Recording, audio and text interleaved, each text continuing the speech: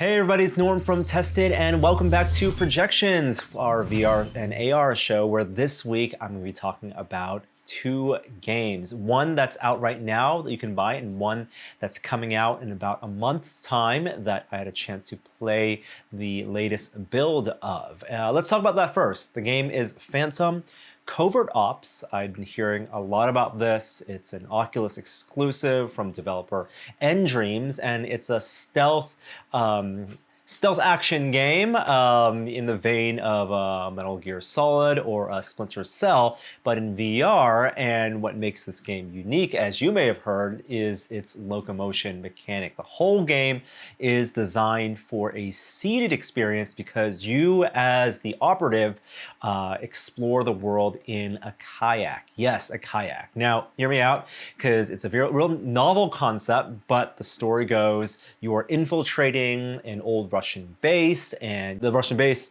is basically divided by canals, by water, so you are navigating it on a kayak in the dark, and you get around the world by basically paddling around.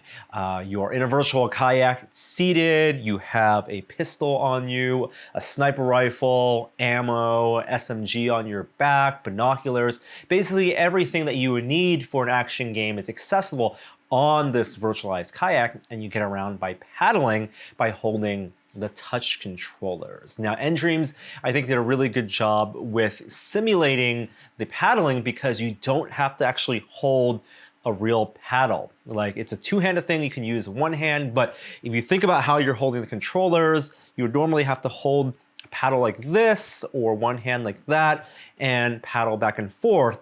But in the game, if your hands are misaligned, if they're not even off axis, it'll still work. What's important is how you paddle, the movements you make, and how kind of, whether it's back and forth, if you've ever gone kayaking, it's very, very similar to that experience. And there is even some haptic feedback. For example, when you dip the paddle into the water, you feel the vibration on the controllers. That, combined with, I recommend wearing headphones for this, made it very immersive. The sense of presence of being on the kayak, it totally is believable, and it has a very almost floaty feel to it. You know, it's all about momentum. You're paddling fast, you're making these turns, and then you're kind of hiding as you're going through the space, avoiding the spotlights, avoiding the AI, and kind of finding your way around the nooks and crannies of these canals and of this old installation. Now, because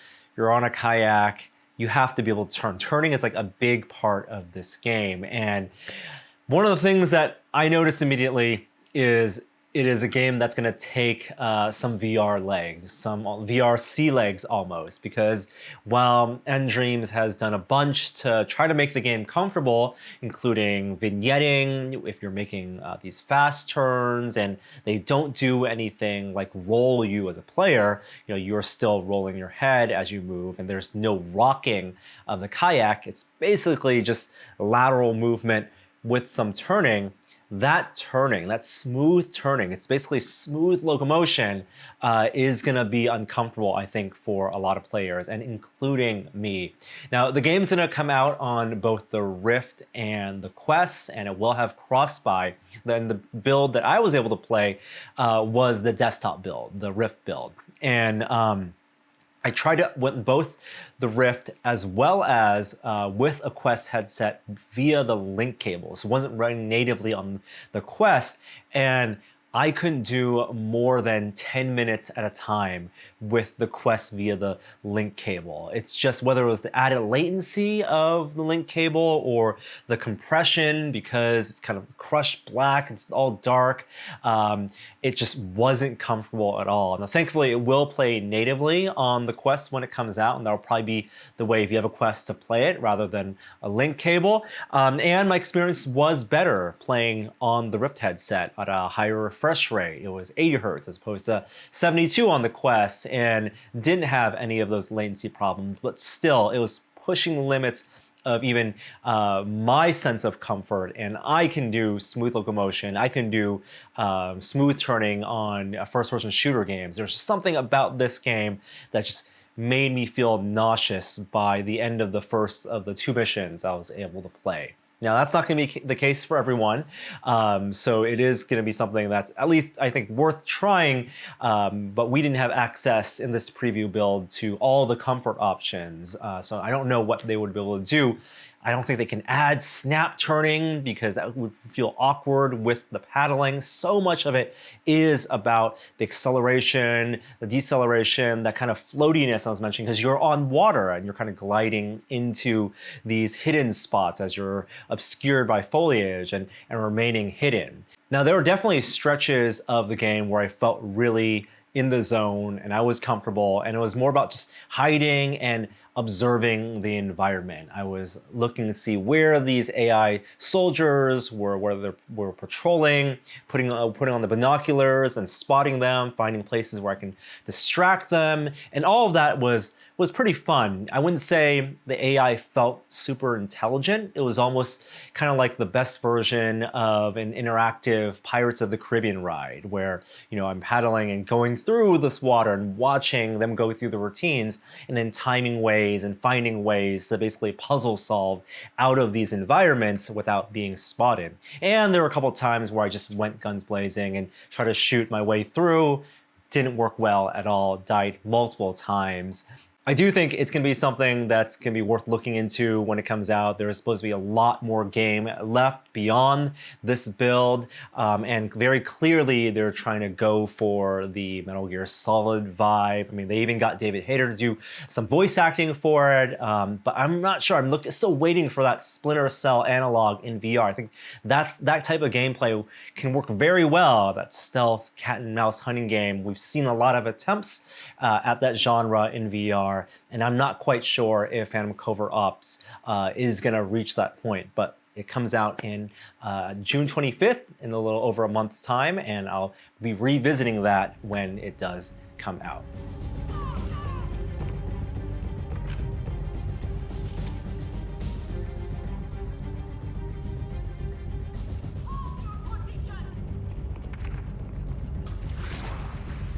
Now, the other game I want to talk about that is out today it's a co-op, it's a party game, and it's Spaceteam VR. Now, Spaceteam sounds familiar. It's a very popular mobile game, and this is taking that exact concept, that license, and bringing that to VR. It's cooperative, up to 6 players, and it's a game that feels right for this moment as we're all feeling a little isolated from each other. I've been waiting for a game that can bring us into VR. And there are things like big screen, there are meeting rooms, and there are social games, but this feels like a right short form. I can drop in and play for 10 minutes, play for half an hour with just one buddy, with 3 other friends, and just have something without a purpose, just play the game for fun. Now, the gameplay is pretty simple and should be very familiar to you if you've played the mobile game. Up to 6 people are dropped into essentially the bridge of a starship where your console is arranged in a circular donut pattern. Everyone's facing each other. So whereas games like Star Trek Bridge Crew, the layout is a more traditional Star Trek ship where the ops and tactical are in the front and the captain's behind them, here everyone's facing each other and looking at your cartoonish avatars. And these consoles are basically dynamic with increasing progression. With every level, you get a new layout of console with these randomly generated names for these different operations, and then a display on top tells you the operation that you need either activate on your console or have someone on the team activate. So it's a communication game. And one of the fears for this game that I had was, would it work in VR? Would communication being so important? Would gestures, would spatial audio, voice communications be effective enough to simulate that in-person experience, the tabletop experience that we had seen with Spaceteam that had been so successful